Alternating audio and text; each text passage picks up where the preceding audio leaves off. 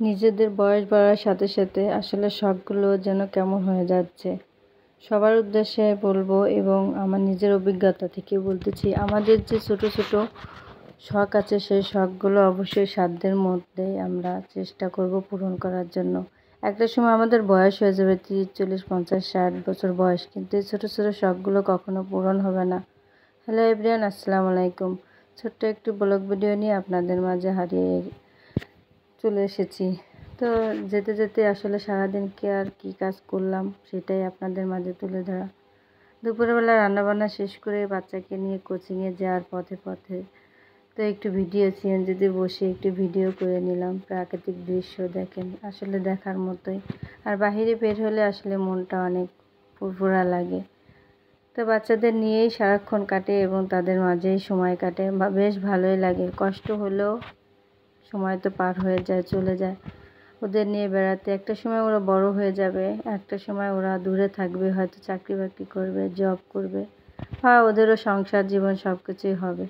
এরকম ঘুরে বেড়ানো, চলাফেরা আর এইরকম অনুভূতি আর সবসময় পাওয়া যাবে না, ওদের কাছেও অতটা পাওয়া যাবে না, যেহেতু বড় হয়ে যাবে। সবসময় তো আর মা বাবার পাশে থাকবে না, সেটা ভাবতেই আমার অনেক খারাপ লাগে। যাই হোক, সবসময় ভেবেই আমার কান্না পায় মাঝে মাঝে।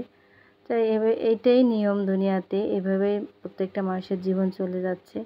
তো এর মাঝেই বাচ্চাদের সময় দেওয়া, হাজব্যান্ডকে সময় দেওয়া সব সময় উচিত।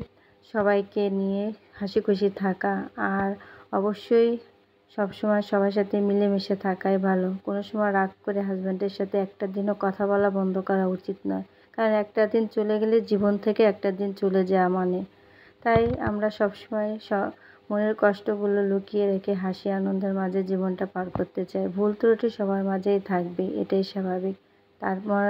তারপরও জীবন চলমান, চলবেই। বাচ্চা কাচ্চা নিয়ে, সংসার জীবন নিয়েই আমাদের সুখের জীবন। দেখতে দেখতে সময় যে কীভাবে পার হয়ে যাচ্ছে, গড়িয়ে যাচ্ছে, আসলে বোঝা যায় না। বয়সটা মাত্র সংখ্যা, কিন্তু সংখ্যা কিন্তু বেড়েই যাচ্ছে, যাবেই। তাই কথা বলতে বলতে আসলে আমি চলে আসলাম ছেলের কোচিংয়ে। এই তো সারাদিনকার কাজকর্ম আপনাদের সাথে শেয়ার করলাম। ভালো থাকবেন সবাই, সবসময় সবার পাশে আছি ইনশাআল্লাহ, যতটুকু পারি দোয়া করবেন।